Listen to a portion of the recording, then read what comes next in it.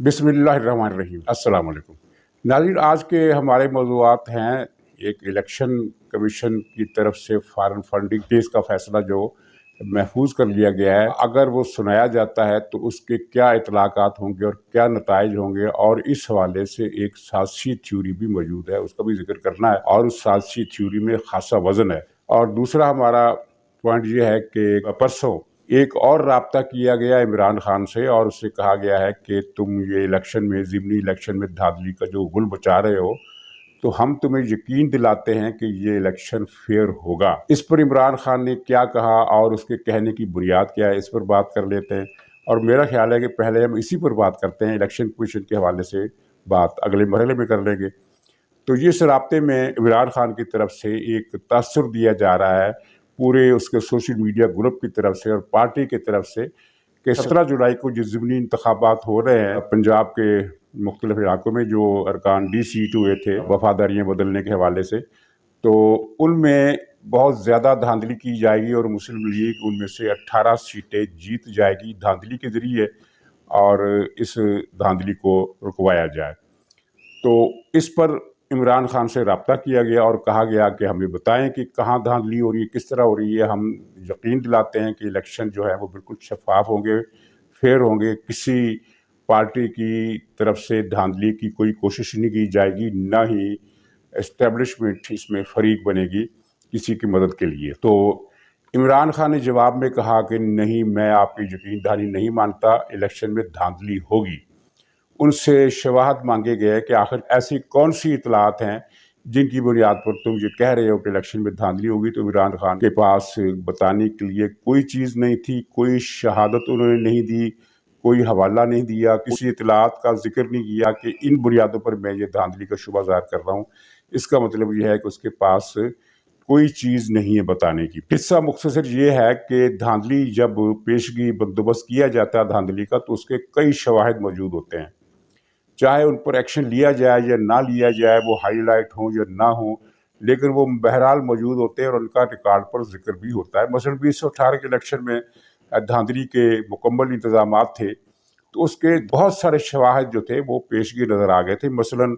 जिस तरह मुस्लिम लीग के उम्मीदवारों को नाअहल किया जाता रहा, उनको उठा लिया जाता रहा, उनको मारा जाता रहा, उनके घर फ़ोन आते रहे, धमकियाँ आती रही कि तुम बैठ जाओ, और इस तरह की वो उस दौर की पूरी एक तवील कहानी है। अगरचे इस सब के बावजूद मुस्लिम लीग ने इसमें हिस्सा लिया। और फिर जिस तरह शेख रशीद ने एक बयान दिया था, जो सबसे बड़ी शहादत थी वो ये थी कि शेख रशीद ने बताया कि फ़ौज पोलिंग स्टेशनों के अंदर भी होगी और बाहर भी होगी और मुस्लिम लीग को जीतने नहीं दिया जाएगा। ये वो सबसे बड़ी शहादत थी और सबसे बड़ा फैसला कुन अमल यही था। 3.5 लाख फ़ौज उस वक्त इलेक्शन के अंदर मौजूद थी, चुनांचे मुस्लिम लीगी उम्मीदवारों को वोट नहीं डालने दिए गए कई जगह पर, और उनकी वोटिंग सुस्त भी करवाई गई, उनकी कतारों पर लाठीचार्ज भी किया गया, और वो सारी चीज़ें पूरी हुई। तो अब जो 17 जुलाई को इलेक्शन हो रहे हैं 20 सीटों पर, उनके बारे में एक भी चीज़ ना तो इमरान खान की तरफ से आई है, ना तहरीक लब्बैक की तरफ से आई है, ना किसी और ऐसी पार्टी की तरफ से आई है जो इलेक्शन में हिस्सा ले रही है लेकिन वो हुक्मरान इत्तेहाद का हिस्सा नहीं है। तो फिर ये किस बुनियाद पर ये दावे किए जा रहे हैं? इसकी एक ही वजह नज़र आती है, और जिसके बारे में मैंने पहले भी बताया था कि इमरान खान को इंटेलिजेंस की इतलात भी मिल जाती हैं और पार्टी के ज़राए जो उसे फीड करते हैं वो भी उसे पता चल जाता है। तो हर दो तरफ से उसे जो इतला फीड की गई है वो ये है कि यहाँ किसी भी सीट पर पीटीआई के उम्मीदवार जीतने का इम्कान नहीं है, सिवाय लाहौर में जहाँ एक सीट पर तहरीक इंसाफ का उम्मीदवार जीत सकता है। ये उनका तजिया है, मेरा तजिया नहीं है, ये उनका तजिया जो इमरान खान को रिपोर्टें पहुँचाई गई हैं कि लाहौर से हम एक सीट ले सकते हैं, इस बात का इम्कान है। इसके अलावा हमें कहीं से कोई सीट मिलती नज़र नहीं आती, यहाँ तक कि मुल्तान में भी। इन रिपोर्टों के बाद फिर इमरान खान ने ये पेशगी शुरू किया, ये वाबिल्ला की धांधली होगी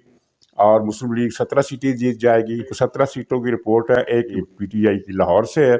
ये 18 हो गई। तो 2 सीटों पर कौन जीतेगा ये पीटीआई वाले नहीं बता रहे। पीटीआई के ज़राए में इस बात का कोई जिक्र नहीं है कि वो 2 सीटें कौन जीतेगा। शायद इनका इशारा इस तरफ हो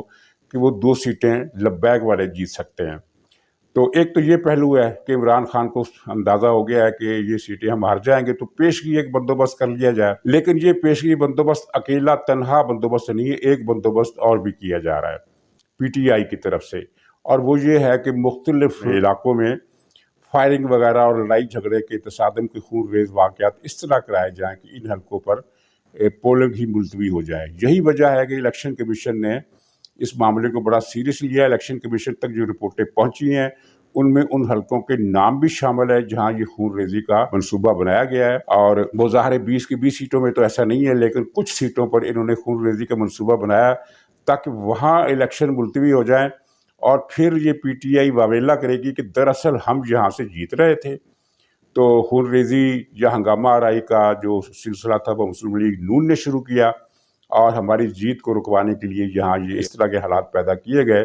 کہ ضمنی الیکشن ملتوی ہو جائیں۔ یہ میں آپ کو پیشگی بتا رہا ہوں، اس طرح کے واقعات الیکشن کے روز ہو سکتے ہیں۔ اگر الیکشن کمیشن کی پیش بندی کامیاب ہوئی، یعنی فوج اور رینجرز وغیرہ نے انتظامات اس طرح کے کیے کہ کسی کو وہاں خون ریزی یا غیر قانونی قانون شکنی کی کوشش ناکام بنا دی گئی ایڈوانس اقدامات کے ذریعے، تو پھر تو یہ پی ٹی اے کا منصوبہ فلاب ہو جائے گا، ورنہ دوسری صورت میں وہ اپنی عزت بچانے کی یہ کہہ کر کوشش کرے گی کہ یہاں ہم جیت رہے تھے اور ہمیں ہرا دیا گیا، اس طرح ملتوی کرا دیا گیا الیکشن، یا وہاں پر فلاں جگہ پر خون ریزی کی وجہ سے جال سازی ہوئی اور ہم ہار گئے۔ تو ناظرین، اب الیکشن کمیشن کا فیصلہ جو محفوظ ہو گیا کب آتا ہے حقیقت میں کسی کو پتہ نہیں ہے کب آتا ہے، کیونکہ اس سلسلے میں ایک سازشی تھیوری بھی گردش کر رہی ہے۔ اگر وہ تھیوری صحیح ہے تو اس کا مطلب یہ ہے کہ یہ محفوظ فیصلہ کبھی نہیں آئے گا۔ اگر سازشی تھیوری درست ہے، مجھے نہیں پتا وہ درست ہے یا نہیں ہے، لیکن میں صرف آپ کو اطلاع دے رہا ہوں، وہ تھیوری یہ ہے کہ عمران خان چونکہ ایک سردرد بن جاتے ہیں اکثر مواقع پر، کبھی لانگ مارچ، کبھی پریس کانفرنس، کبھی وہ غیر ملکی مراسلہ، امریکی سازش اور جنرل باجوہ پر حملے، دوسرے جنرلوں پر حملے۔ اور ناظرین، میں آپ کو ضمنی طور پر بتا دوں کہ عمران خان نے جو نئی ہدایت جاری کی اپنے سوشل میڈیا کو، اس میں یہ بتایا گیا ہے کہ فوج کی جو اعلیٰ قیادت ہے اس کو صرف یہ نہ کہا جائے کہ یہ امریکہ کے ایجنٹ ہے، بلکہ یہ بیانیہ بنایا جائے اور اس کو فروغ دیا جائے کہ امریکہ، بھارت اور اسرائیل،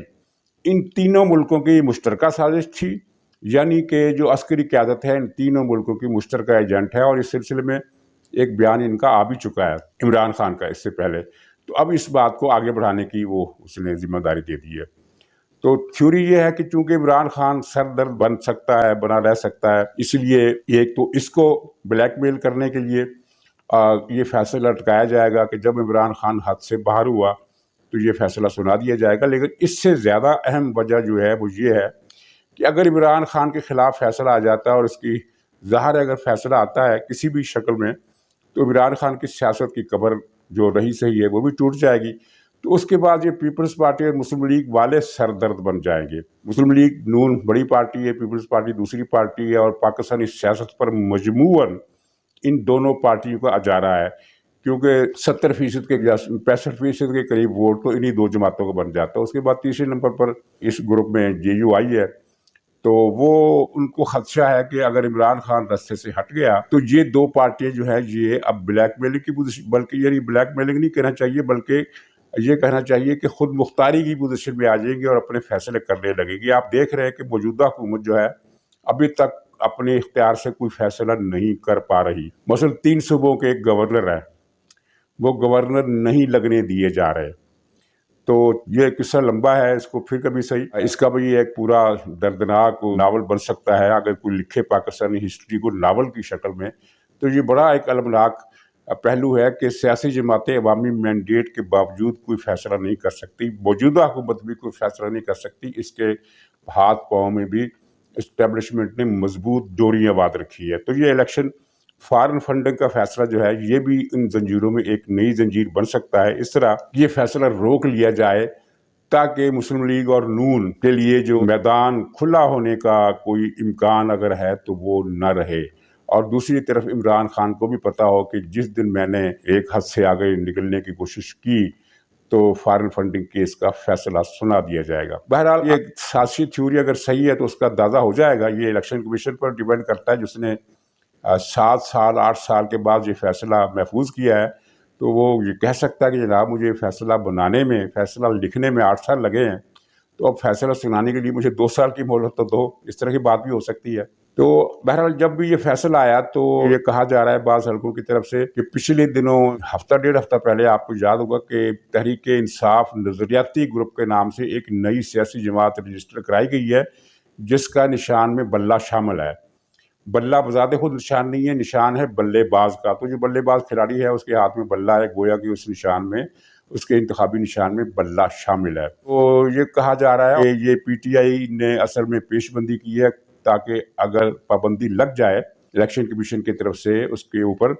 تو وہ متبادل پلیٹ فارم سے کام جاری رکھے. اچھا یہ بات جہاں تک تو درست ہے کہ یہ جو نظریاتی رجسٹریشن کرائی گئی ہے یہ پی ٹی آئی کے لوگوں نے ہی کرائی ہے، لیکن اگر ایسا ہوتا ہے تو مجھے نہیں لگتا کہ یہ نظریاتی کا جو الگ جھنڈا اور معاملہ ہے اس سے اس کو فائدہ پہنچ سکتا ہے.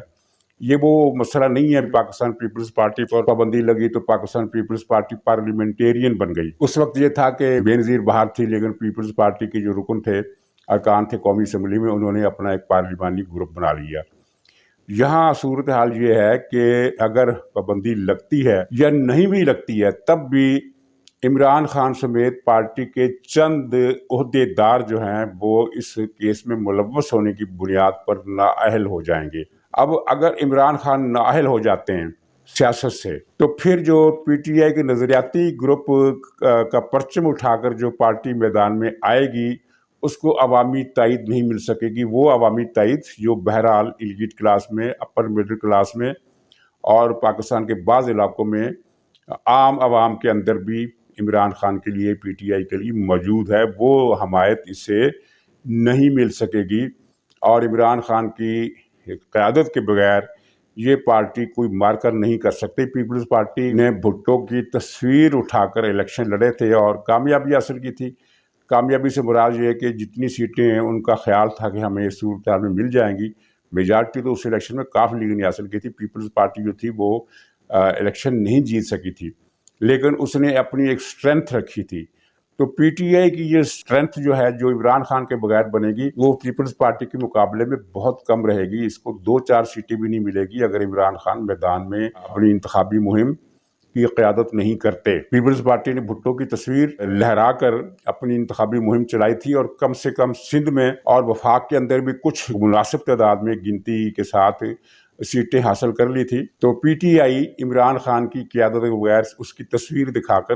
وہ پیپلز پارٹی کی پیروی نہیں کر سکتی، اس کے معیار پر پورا نہیں اتر سکتی. اس کی سیٹیں بہت کم رہے گی. گویا کہ اگر پابندی لگتی ہے تو یہ جو پی ٹی آئی نظریاتی گروپ کا جو پلیٹ فارم ہے یہ پی ٹی آئی کا متبادل نہیں بن سکتا. عمران خان سمیت چند لیڈر نااہل ہو گئے تو اس کے بعد تو پی ٹی آئی کی سیاست کا بھٹا ویسے ہی بیٹھ جائے گا. یعنی اس کا بوریا بستر جو ہے، جو رہی صحیح پوزیشن اس کے پاس ہے، وہ بھی ختم ہو جائے گی. بطور پارٹی اس کا فیوچر تباہ ہو جائے گا، سوائے اس کے کہ وہ سپریم کورٹ میں ایک اپیل کرے، انہیں فوری اسٹے آرڈر مل جائے اور چند سماعتوں کے بعد یہ سارے الزامات دھو دیے جائیں اور تمام جرائم سے اور الزامات سے اس کو بری قرار دے دیے جائے.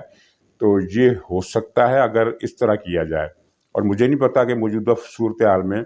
سپریم کورٹ اس طرح کا فیصلہ کرے گی کہ الیکشن کمیشن کی 8 سال کی لمبی کارروائی کو چند دنوں کے اندر وہ واش کر دے. بہرحال عمران خان جو ہے وہ اب تک اس حوالے سے خوش قسمت ہے کہ جتنے کرپشن اور مالیاتی اور اخلاقیاتی بے ضابطگیوں کے سکینڈلز میں عمران خان ملوث ہوا ہے اتنی پاکستان کے سارے سیاستدان مل کر بھی ملوث نہیں ہوئے. لیکن کسی ایک کیس میں بھی عمران خان کے خلاف کارروائی ہونا تو دور کی بات، اس نے کسی عدالت میں ایک پیشی بھی نہیں بھگتی. کسی عدالت میں اتنی ضرورت نہیں ہوئی کہ اس کو کسی کیس میں بلائے یا اس کیس کا از خود نوٹس لے سکے یا اس کیس پر کارروائی چل سکے. اس کی کم سے کم 20 مثالیں میرے پاس موجود ہیں. ان میں سے ایک مثال وہ بھی ہے کہ جب 2014 کا دھرنا ہوا تھا تو اس کے بعد پھر جب یہ پاناما اسکینڈل آیا تو عمران خان نے ایک پریس کانفرنس کی تھی کہ شہباز شریف نے مجھے 10 ارب روپے کی رشوت دینے کی پیشکش کی ہے کہ میں پاناما اسکینڈل کی پیروی نہ کروں. شہباز شریف نے اس کی تردید کی اور حد تک عزت کا دعویٰ کر دیا. مجھے بتائیں کہ آج 5 سال ہو گئے اس کیس کو، حد تک عزت کے دعوے کو، حد تک عزت کا جو دعویٰ تھا اس میں 1 انچ بھی کارروائی نہیں ہوئی اور عمران خان ایک سماعت میں بھی پیش نہیں ہوا، اور وہ کیس جہاں پہلے دن تھا وہیں پر آج کے دن بھی ہے۔ یہ تو حد تک عزت تک کا کیس تھا اور جھوٹ کا، کذب کا، افتراء کا، بہتان تراشی کا کیس تھا، لیکن جو مالی کرپشن کے کیس ہیں وہ بھی آپ کے علم میں ہے۔ مثلا ایک تو یہ فارم فنڈنگ لے لیجئے، یہ بڑی مشکل سے 8 سال تک سماعت چلتی رہی، پھر کہیں جا کے الیکشن کمیشن اس قابل ہوا کہ اس پر فیصلہ لکھ سکے۔ پختونخوا میں جو BRT کیس ہے، جو میٹرو بس کا، اس کو کتنے سال ہو گئے، اس کی ایک سماعت تو کیا وہ کیس عدالت میں آج تک لگ ہی نہیں سکا۔ پھر الیکشن کمیشن میں ایک کیس ہے ہیلی کاپٹر کا، سرکاری ہیلی کاپٹر کا استعمال۔ اگر کوئی اور لیڈر ہوتا تو وہ زیادہ سے زیادہ الیکشن کمیشن نے اسے 1 ہفتے میں نااہل قرار دے دینا تھا، یا ہفتے میں اگر اضافہ کرے تو 8 دن کر لیں، لیکن اس کیس کو 10 سال ہو گئے۔ اسی طرح مالم جبہ کا کیس ہے، وہاں بہت اربوں روپے کی کرپشن ہوئی ہے۔ اسی طرح بلین ٹری سونامی، اس کے تو نشانات بھی مٹا دیے گئے ہیں۔ 508 جنگلات کو آگ لگائی گئی ہے، اور یہ وہ تمام جنگلات وہ ہیں جہاں نقشے میں، کاغذات میں عمران خان نے درخت شجر کاری کی تھی، درخت لگائے تھے۔ اب ان جنگلات کو آگ لگا کر راکھ کا ڈھیر بنا دیا گیا تاکہ یہ کہا جا سکے جہاں درخت تو لگے تھے لیکن اب وہ جل گئے ہیں، یعنی وہ کیس بھی غتربود کر دیا گیا، نیست و نابود کر دیا گیا۔ اسی طرح اس کا اپنا شوکت خانم جو ہسپتال ہے، اس میں بے پناہ کرپشن ہوئی ہے، جس کی طرف خواجہ آصف نے ذکر کیا تھا۔ کوئی پارٹی اس کا آڈٹ کرنے کے لیے تیار نہیں ہے اور نہ ہی کوئی از خود نوٹس لینے کے لیے تیار ہے۔ عمران خان جب حکومت میں آیا تو سب سے پہلے اس نے جو 2 وارداتیں کی تھی بڑی، وہ ایک تو یہ تھی کہ چینی باہر ایکسپورٹ کر دی، اس میں اربوں روپے سے نے پیسہ بنایا، اور دوسرا تھا میڈیسن کا، جس میں 50 ارب روپے کی رشوت صرف ایک وزیر نے وصول کی۔ اس وزیر کو وقتی کارروائی کرتے ہوئے پارٹی سے، وزارت سے ہٹا دیا گیا، لیکن پھر دوسرا عہدہ دے دیا گیا، کسی نے اس کا از خود نوٹس نہیں لیا۔ اس کے بعد رنگ روڈ اسکینڈل آیا، اس میں بھی اربوں کے کھپڑے تھے، وہ عمران خان نے اس میں زلفی بخاری کے ذریعے کرپشن کی اور بہت مال بنایا، اور وہاں زمینوں کا جو سودے، جس زمینوں کو جس طرح سودے ہوئے، جس طرح ان کی قیمتیں آسمان تک پہنچائی گئی سستے داموں خرید کر، وہ سارا کیس سب فائلیں موجود ہے، کسی کی جرت نہیں اس پر ایکشن کر سکے۔ اس کے بعد فرہ گوگی کا جو کیس آیا، وہ اس کی ساری فائلیں موجود ہیں، اور اس کے بعد پھر یہ جو ملک ریاض والا کیس آیا، اس کے ثبوت تو برطانیہ سے لے کر پاکستان تک پھیلے ہوئے۔ سپریم کورٹ ان کی گواہ ہے کہ کس طرح وہ 50 ارب روپے کی رقم سرکاری خزانے میں جو جمع ہوئی تھی، برطانیہ کی طرف سے آئی تھی، وہ عمران خان نے 5.5 ارب روپے کی رشوت لے کر ملک ریاض کو واپس کر دی، گویا کہ وہ 50 ارب سرکاری خزانے سے عمران خان کی انگلی کی ایک جنبش سے غائب ہو گئے، اور وہ کیس اب کہاں موجود ہے، کسی کو پتہ نہیں کہ اس کیس پر کارروائی ہوتی ہے یا نہیں ہوتی۔ یہ تو آخری کیس ہے۔ اس سے پہلے چند ہفتے پہلے، چند مہینے پہلے توشہ خانے کا کیس بھی آیا، اس میں عمران خان نے جعلی واردات ڈالی، یعنی کہ مارکیٹ کی ایک جعلی رپورٹ بنائی کہ یہ 2 لاکھ میں مارکیٹ میں اس کی قیمت ہے، چنانچہ میں اس کو 4 لاکھ میں خرید رہا ہوں، یعنی مارکیٹ قیمت سے زیادہ پر۔ لیکن جب کہ اصل حقیقت یہ تھی کہ اس کی مالیت 2 لاکھ، 4 لاکھ، 10 لاکھ نہیں تھی، 10 کروڑ روپے مالیت تھی، ہیروں کے ہار لیے گئے۔ یعنی اب میں اگر سارے کیس، مزید 6-7 کیس میرے پاس سے لکھے ہوئے ہیں، تو اگر میں بات کروں تو پروگرام لمبا ہو جائے گا۔ یہ میں نے جو نام لے لیے وہ اس بات کے لیے کافی ہیں کہ عمران خان وہ ہستی ہے جس کو ریاست نے 1000 خون معاف کر رکھے ہیں، کوئی اس کو پوچھنے کے لیے تیار نہیں ہے، یہ کسی بھی کیس میں عدالت میں پیش تک نہیں ہوتا، اور کسی کارروائی کو یہ خاطر میں نہیں لاتا، لیکن اس کو کچھ بھی نہیں پوچھا جا سکتا۔ جبکہ شہباز شریف جو ہے وہ 14 کروڑ روپے کی بے ضابطگی کے کیس میں اس پر فرد جرم عائد ہونے کا ہر وقت تلوار اس کے اوپر لٹکا رکھی ہے، اور وہ 14 کروڑ روپے کی جو رقم ہے بے ضابطگی کی، وہ منی لانڈرنگ کی نہیں ہے، بلکہ اس کا کوئی بے ضابطگی والا چکر ہے کہ ادھر کی ادھر والا جو کاغذ ہو جاتا ہے، اس طرح کا مسئلہ ہے۔ اور وہ کیس FIA کے حکام کہہ چکے ہیں کہ یہ کیس، اس میں 0 گنجائش ہے کہ یہ کیس آگے چل سکتا ہے۔